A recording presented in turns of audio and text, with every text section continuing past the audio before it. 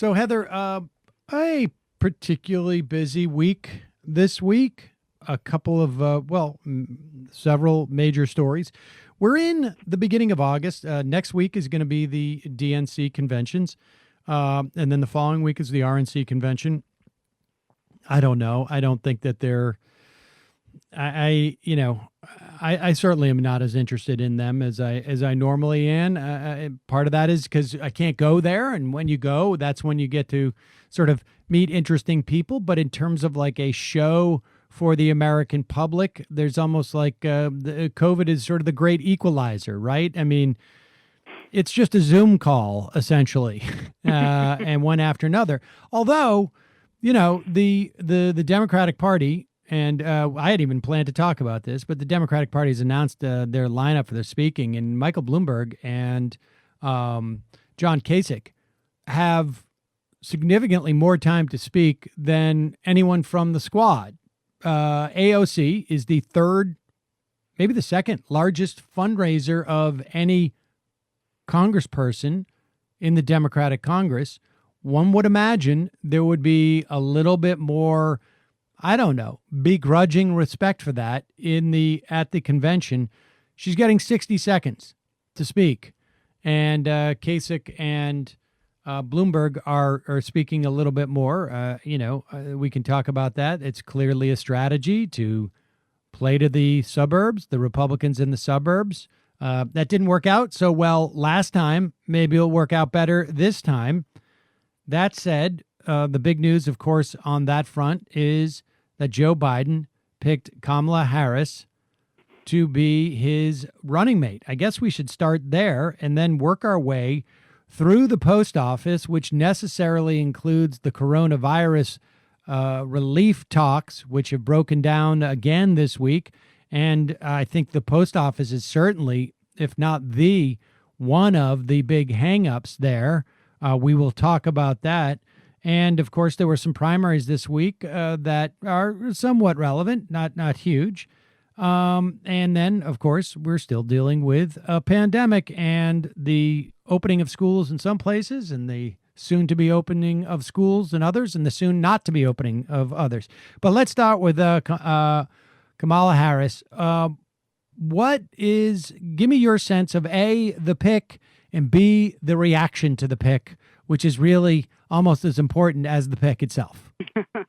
Well, for sure. I mean, I have to say that I think I had always sort of thought that she was going to be the pick, that I had been sort of agitating for Elizabeth Warren because I had thought that she would be excellent at the governing side of this whole thing, and the absolute, the incredible catastrophe that they're going to be dealing with after January 20th, assuming that they win, that it would be very useful to have somebody who has the kind of strong grasp of the structural economic problems in our system, and be able to hit the ground running and trying to start to right some of that. So I had been a big fan of Elizabeth Warren, but I was not surprised for a number of reasons. And I felt like there was a lot of good reason to pick a woman of color. And also perhaps someone younger than Warren. I mean, she's 70, and maybe it stands to reason that he would be looking for someone younger to sort of balance his advanced age. There was some question about whether or not there were complications with Warren's Senate seat, which do not exist with Kamala Harris. She's California. Her replacement will be a Democrat, he'd be, appointed by Gavin Newsom. So there were good reasons to pick Harris, and probably pick her over some of the other ones that were on the list as well, who had different forms of issues. And, she just always seemed like the one to do it. Now, like I said, I felt like, it would have been smart in many ways for him to really think about who could help him govern dealing with these challenges coming up. And, Harris, I don't know. I mean, on economics, she's kind of a cipher. So I'm hopeful that what instead that she's assigned to do will be to start some kind of a process to look at accountability and the assaults on our democracy that have been happening, not just over the last few years with Trump, but even before that, and guide some kind of a massive effort. Maybe a commission or something to look into everything that happened during this period and start to, there has to be some kind of accountability, and I don't know that the Department of Justice is going to be able to do that. So for me, and that's very important to me personally, and I think it's important to everyone, I think she may be a good person to do that. I don't know for sure that that's what she'll be tapped to do, but I do think that would make sense. So, it's fine. And I think I did sense a lot, you ask about the reaction, I can only speak for people that I know personally and what I saw on television as the reaction. I don't think we've got a lot of polling out yet, but an awful lot of people that I know, especially women, were very excited by this, and were very excited by her as the choice, whatever misgivings they may have had on an ideological basis or whatever else, I think sort of fell away in that, this moment of kind of historic choice of a woman of color and, a younger woman. She's the first Gen X candidate to go, I think, on a presidential ticket. She's the first Democrat from California to be on the presidential ticket.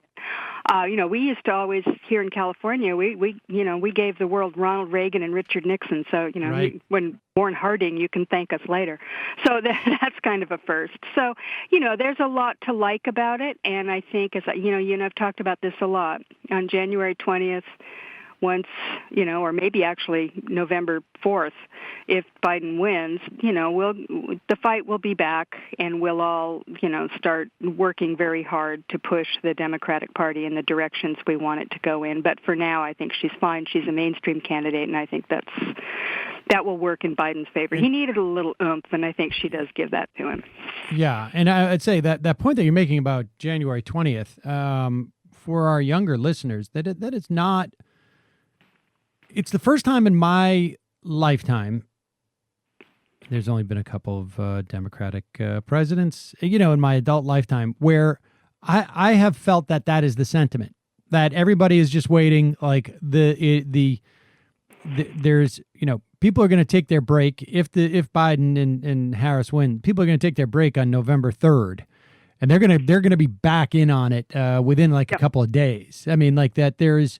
The left, I think, is a lot more savvy and has a lot less of a relationship, frankly, with the ticket than, let's say, Obama, for instance. And I think during Clinton era, there was just like a general feeling of like, oh, let's go to sleep now. That was 12 long years of Reagan, and Bush, and which was essentially, I think, Reaganism as far as people were concerned. So I think that is that is something to note, I guess, is what I'm saying. It's not a throwaway line that on January 20th people are going to get at it. My sense of Harris is very similar to yours. I anticipated that she was very possibly that she had probably the best shot. I too probably would have rathered Warren, although, and I've said this before, this will probably be the last time I say it. I think Warren did herself a tremendous disservice when she did not endorse Bernie Sanders, because, when you look at what she would bring from Biden's perspective, what she would bring to the table. And I think, largely in this context, this may have made no difference anyways. Like, I don't know that a white woman who is 70 years old would make sense for Joe Biden. However, the premise of a Warren candidacy, at least from an electoral standpoint, for as far as Joe Biden's concerned, is, who does she deliver? And I think had she endorsed Bernie Sanders, regardless of what the numbers say one way or another, I think the narrative would have been that the Sanders fundraising machine, that the general enthusiasm for Sanders she would have had claim to that, in a way that I think, because frankly both the candidates at the top of those campaigns were a little bit juvenile as far as I can tell. The left is not represented on the ticket, and I think it's a real missed opportunity. I hope the left learns a little bit about that for the future. But yeah, I see Harris as, in many respects, a cipher, not just in terms of economics, but in terms across the board. I don't know what her, I'm not a fan of, let's say, I'm not a huge fan of Cory Booker, let's say, but I know what Cory Booker, I know what, you can sense why Cory Booker is in politics. He has a portfolio of issues that he appears to care about. And at least, he has a brand. I don't know what Kamala Harris's issue-oriented brand is. With all that said, cipher is my second favorite type of a politician. And, I think on some level, Joe Biden's a little bit of a cipher. And it's really just a question of, who has access to the White House. In this instance, there's a lot of Obama, all over that White House. And, but I think Joe Biden also understands, hopefully, that his is a caretaker presidency. And I think Kamala Harris, look, she at least rhetorically was for Medicare for all. She sort of backed off it a little bit, but I guess let me put it this way. Her weather vane works.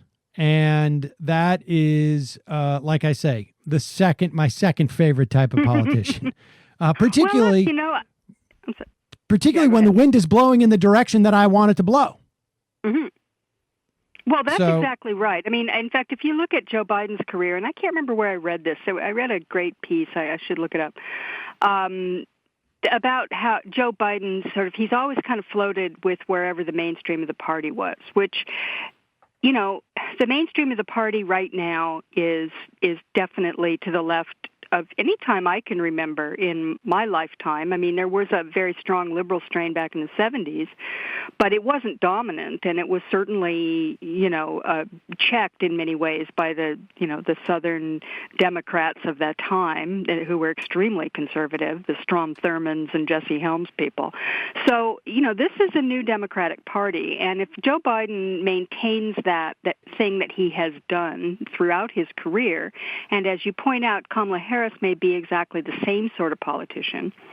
The left can, I think, obviously the left has to exert itself. It has to work for it. It has to be willing to, really press and to not take no for an answer. And I think there are a lot of people in Congress now that, may be willing to do that.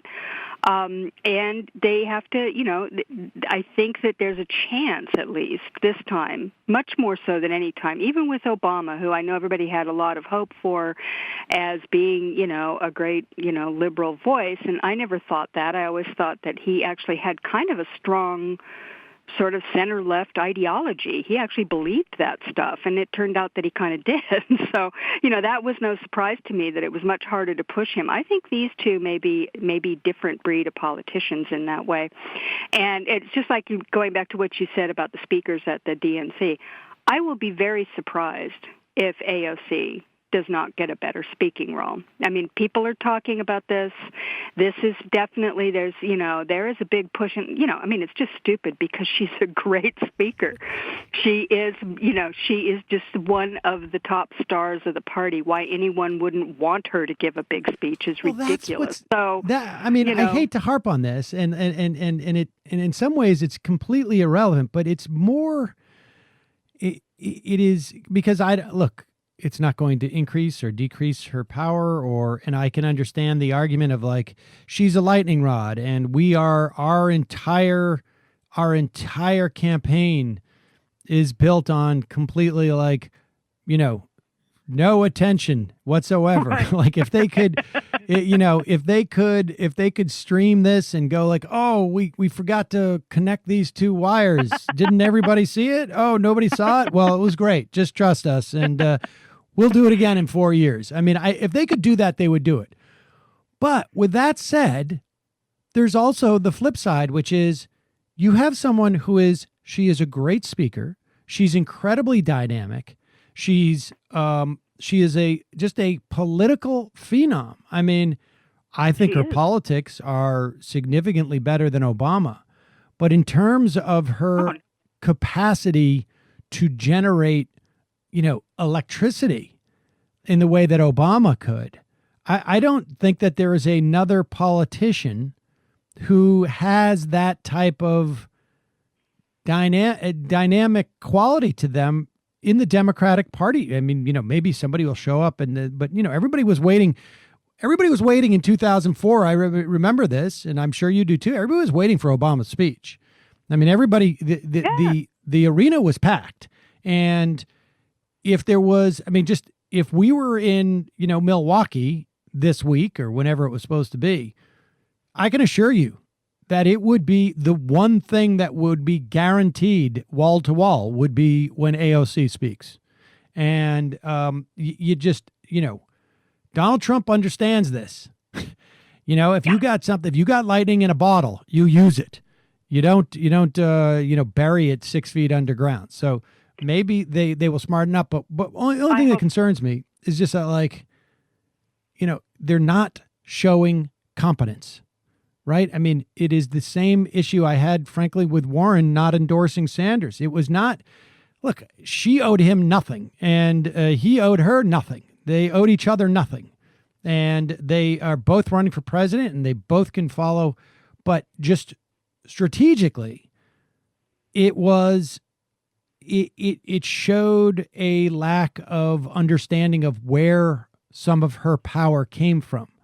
And some of, Elizabeth Warren's power came from her incredible competence at governance and inside politics. But she forgot about the other part, which was that she could, at the very least, deliver a significant portion of the Sanders people with Sanders, blessing and encouragement.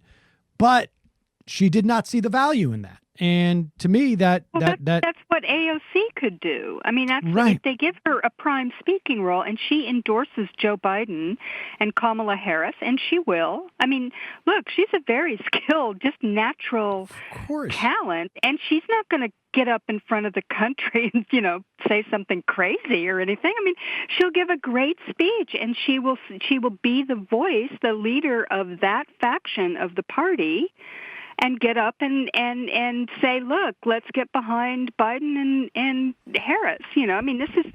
Of course that's what she would do. I mean, I'm not saying is she going to be any less? Is she going to be any less full-throated of support to Biden and Harris than John Kasich? I mean, John Kasich had a show on Fox TV. I want to remind people. This guy is a hardcore right-winger. Former Goldman Sachs or Morgan's, J.P. Morgan banker, who also was a right winger. I'm sorry, never mind Michael Bloomberg. I mean, but whatever. I think I'm keeping my fingers crossed that they think better of this, that whatever, and it is true, and you have to keep in mind that these lists come out before the conventions every time, and they do a lot of moving around. They do a lot of changing on there. I mean, I don't know if this is a trial balloon or what, but it's stupid anyway. You're absolutely right. It's incompetent. Why not feature her with a prominent speaking role and just get that out there and let all the lefties can go, oh, great, I'll tune in to that. I want to see her speak. Right. And actually kind of get involved in the convention and get involved in the whole campaign that way. I mean, you have to find those ways to get these various factors. And, frankly, I get Kasich and Bloomberg. I don't. I guess he spent a bunch of money, but whatever. But Kasich, I kind of get it. They're going, well, okay, maybe he can bring in a couple dozen votes in Ohio from people who voted for Trump. I don't know. Maybe they think that. But look at what she's got. I mean, she's got millions of young Democrats. Yeah. I mean, oh my God. And I get the fact that they think people are going to be, that they think that she could be a liability in some cases. But I've got some bad news for the Democrats. the Republicans are going to, and Fox News is going to talk about AOC no matter who you put up there. So you might as well get the benefit of it, right? Like, I mean, it's not like, oh, yeah, AOC's not really. I mean, come on, give me a break. I mean, they're smart. They're being foolish. She's great, and they are not. Look, this is going to be a tough convention to watch anyway. I mean, it's really hard for me to imagine how anybody's going to keep their attention on this thing other than the big speeches. And they've got, a great speaker in her. Yep. And yes, of course the Republicans aren't going to like her. But you know what? I bet some of them will. I bet some of them will actually like her. She's great. And, yep. Even if they're, the hardcore Trumpers aren't going to like her, but, what if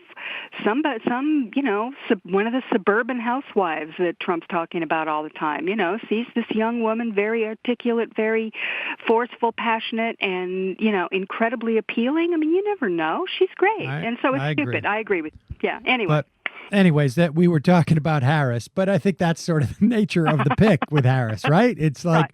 Yeah, you got a minute to talk about her, and then, she'll get up there and she will do a lot of puns about prosecuting the case.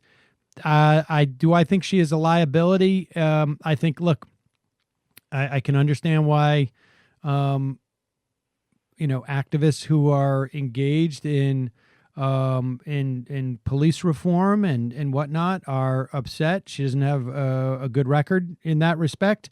But again, I think it comes to she is a bit of a cipher, and there's a certain amount of ambition. And, I saw a clip of her on The View where she was saying all the right things about defunding and reinvesting money from the police force and social services that would take the place of much of the functions of the police. I don't know if she believes it, but, I'm not convinced that any politician believes half the things that they say. So like I say, cipher is my second favorite type of politician. I like that.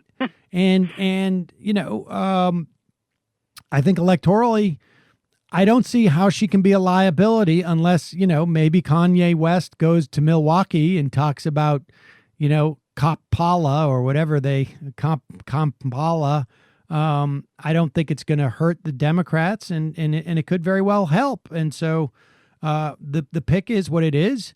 And the only other element to this is that, look, the reality is Joe Biden is probably not going to be running in 2024. And so the real question is how much is, Kamala Harris is going to be setting up for 2024 and running there. And it's going to be interesting to see, what the landscape is, because I am quite convinced that she will adjust to what the landscape is. And if the landscape and the power grows on the left in this party, then I think we're in pretty good shape. I mean, look, there was Ilhan Omar won her primary. She won by almost 20 percentage points up against a candidate who had millions of dollars to spend against her. Every member of the squad has won, and that we have added Cori Bush, Bowman, and others, and the squad's getting bigger. And on that off-year election, these are all blue seats. So the progressive power actually grows if the Democrats lose some seats in those purple districts in 2022. I think this is, good stuff. Ed Markey in Massachusetts, the primary is going to happen in a couple of weeks. And Ed Markey is now starting to poll ahead of Kennedy. That's a good sign, frankly. Also, we still have this race with Richie Neal and Alex Morse. We've interviewed Alex Morse on this program. There was an attempt to smear him by some college Democrats who have an affinity for Richard Neal. All well and good, but this guy's campaign, it's almost reignited his campaign in some respects. Hopefully something can happen on that accord. So there's a lot of reasons on the left to feel like, at the very least, the trend is going in the right direction. We are not there yet. I would imagine that if Joe Biden gets elected, you're going to see a restoration of the Voting Rights Act. You're going to see an expansion of maybe Washington will get representation in the Senate. Washington, D.C. become a state, or at least get full representation. Maybe Puerto Rico. Not sure about that. There's a lot of cross currents, in Puerto Rico. It's a much more nuanced question there. But then I think you're also going to see not the Green New Deal, but a shade of the green of New Deal, as it were.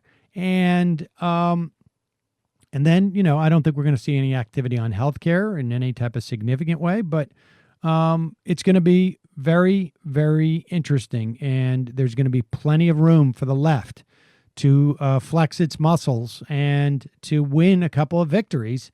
So, and I don't see, if it was Amy Klobuchar, I'd be a little bit more concerned, frankly. Oh, me too. Me too. And they're not in the same league, I don't think. I think Klobuchar would have had a tremendous influence. I think she is she's a real institutionalist.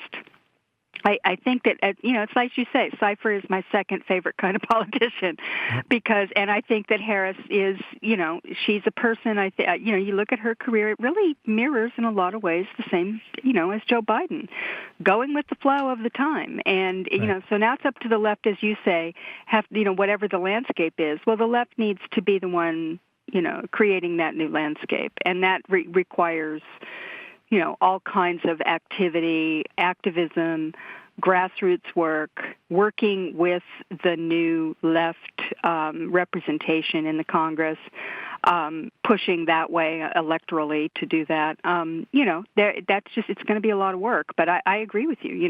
I think we're in a position where potentially, maybe just two or three. It's like I like what the ones that you named of the kind of things maybe we could expect. Because first off, if you get D.C. statehood, the world changes overnight, right? I'll tell you something. Yes, and I think that more than any other time that you and I have certainly been talking to each other, the Democrats understand the value of prioritizing those things that both enhance democracy, frankly, and representation, and its value to them in accruing power. Like, right. That is the fact. It is both a fact that Washington, D.C. deserves actual representation in the Senate.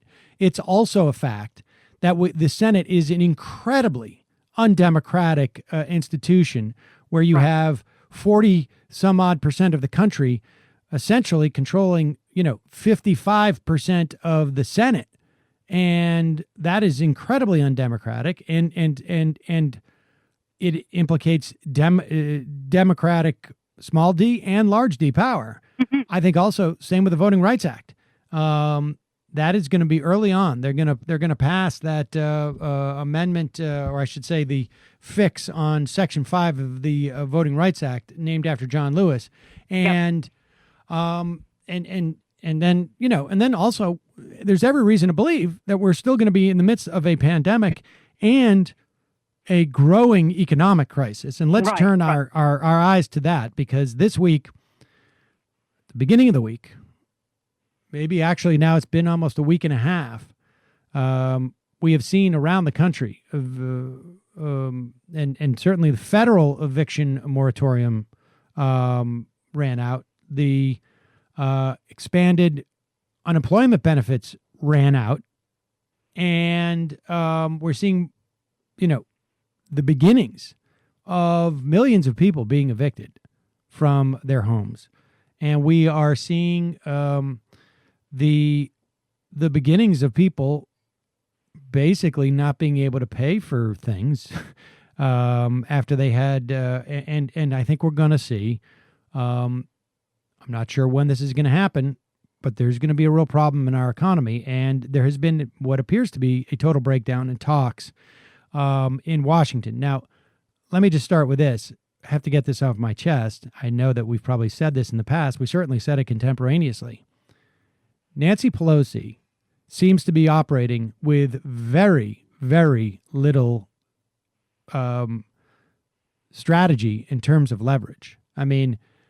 when they gave the Republicans everything they wanted in the form of corporate loans at like 0% interest and an expansion on the Paycheck Protection Act, the Democrats have no leverage. Now, the only thing that's working now is that Donald Trump is in full panic mode, and but yet he still can't figure out, what he needs to do. I mean, I that's the thing that sort of amazes me in some respect.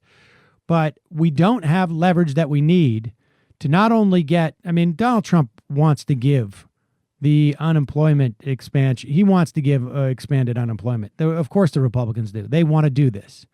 They don't like setting the precedent and this and that, and they don't want the political fallout, but they know that they need to get money into people's pockets.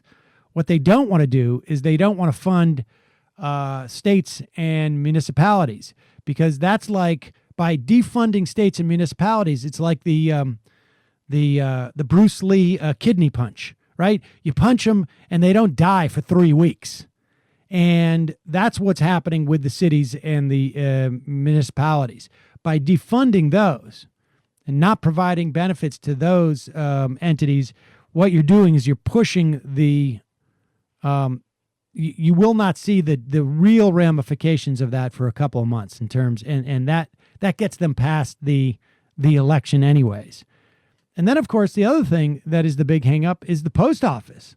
And there is an all-out assault on the post office by the Republican Party and by the new postmaster general appointed by Donald Trump. He is a logistics guy who has gone in there, has basically knew where to place the dynamite to tear down the building with just one stick of dynamite. They have rolled back on overtime, and now they are decommissioning mail sorting machines in the dead of night.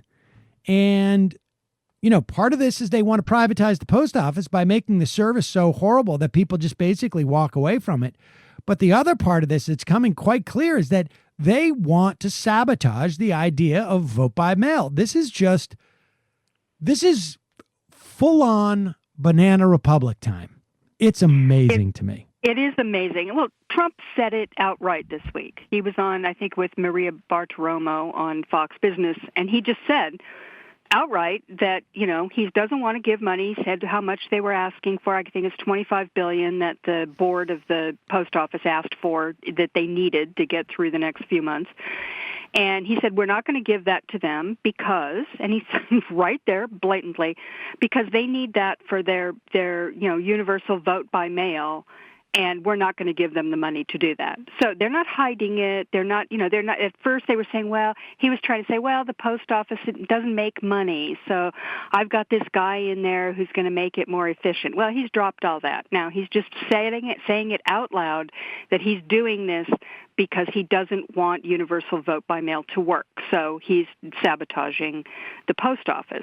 I mean, it's unbelievable, but I get, we're at a point now with this administration where it really is just like Sopranos level thuggery. Just what are you going to do about it? We're doing it. How are you going to stop me? You're going to impeach me? You're going to sue me? What are you going to do? Because the election's 2 months away. We're going to do whatever we want. And they're doing it just blatantly out in the open. And as for the funding of the states and municipalities, I hadn't thought about it that way, but you're right. They figure that there will be a tail on this that sort of takes it out past the election. The true pain won't hit until afterwards. But, this is part of their blue state strategy. You remember reading that thing, it was in Vanity Fair that they had, Jared Kushner and his whiz kids came in. They had that shadow coronavirus task force, and they came up with a plan to do a national testing system. Now, I don't know if the plan was any good. It probably wasn't. It was Jared Kushner, after all. But nonetheless, They had a plan. They were going to roll it out until somebody mentioned, one of the political people mentioned, hey, this the blue states where this virus is really hitting. Why don't we just let it go and let them take the blame for this whole thing? And so, and you remember at the time you had Mitch McConnell out there saying, we're not going to do any blue state bailouts. That's what they were calling the relief. Well, they're still calling it. In the earlier, iteration of it, they were, they tried to get it in the early, the Early Relief Act. and the CARES Act, I guess. And this is what they're thinking. I mean, and they're saying it out loud again. Another example of this. We're going to hurt. I want to hurt my enemies. Essentially, that is where Trump is at. There's no real electoral advantage to him if states start to feel the pain. I mean, even Ron DeSantis, he described what was going to happen with his budget as the Red Wedding in Game of Thrones. And he didn't say that in a gleeful way, although I'm sure he is pretty gleeful, but he actually seemed concerned that this thing was going to blow up.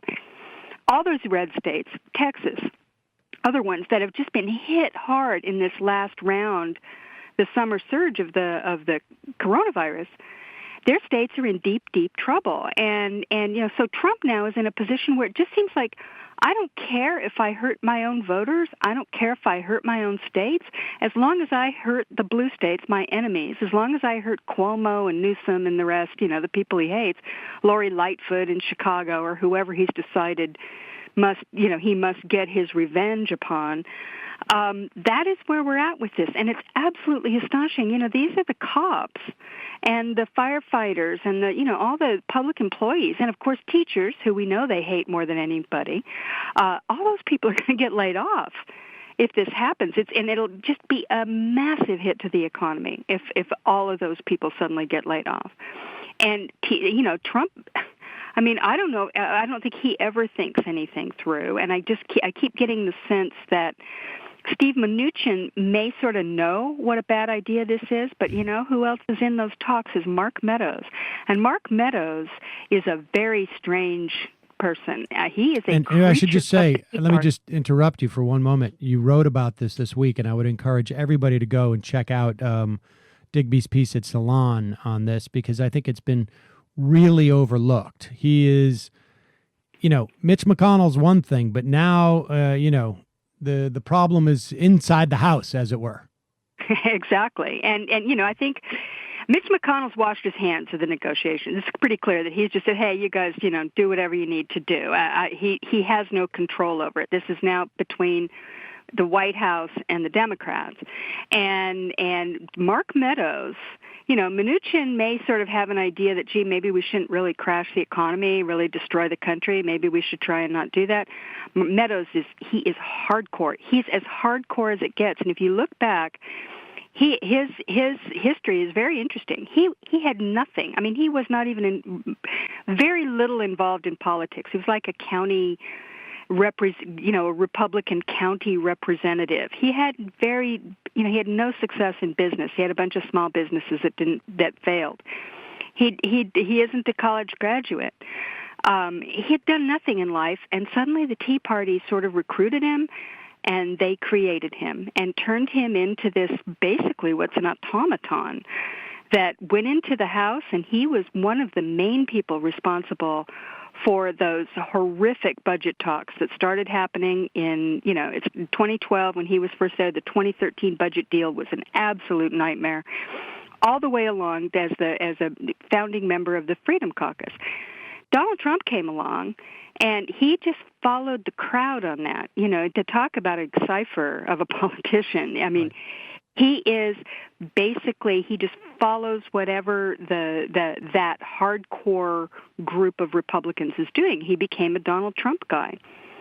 And all he knows about economics, and this is clear, I mean, this is not a person who had an ideology before, at least not one that's discernible by anything in his history, is basically just, the government shouldn't spend money unless I want it to spend money on something. And it is totally utilitarian for whatever his purpose is of the moment. And he is a very scary person to be in there because he really does not know what he's doing. Yep. And by the way, all the reporting about what's happening in the White House during the pandemic, he came in April, right? They got rid of Mulvaney, who... I mean, you can say what you will about Mulvaney. He was a right-wing terror as well and a Freedom Caucus guy. But, Mulvaney had a real CV. He went to Georgetown. He, had a law degree. He practiced law. He was kind of a big deal in South Carolina politics before he went to Congress. So, he's a real politician. Meadows is something different. I mean, I think you can compare him more to kind of what, like this woman down in Georgia who just won the primary down there, Marjorie Taylor Greene, the QAnon. The yes. QAnon thing. That's what Mark Meadows is like. Yep. He's one of those people that just kind of crops up out of nowhere in Republican politics now, and just spouting whatever the Breitbart line is of the moment. So it's very scary that someone like him is the chief of staff. And by the way, the White House is even more chaos under him than it was before, and that's really saying something. So well, knock on wood, maybe by the time people hear this podcast, that we will have a deal, that it will include money for states, for municipalities, protection for the post office, mail by voting, and then, of course, an expansion on unemployment insurance, and hopefully a one-time payment for people who need it. And I would like to see rent relief. That's not going to happen, but at least some type of eviction moratorium. But we will see. Digby, we will have more to talk about next week. But as always, a real pleasure. My pleasure. Thanks for having me, Sam.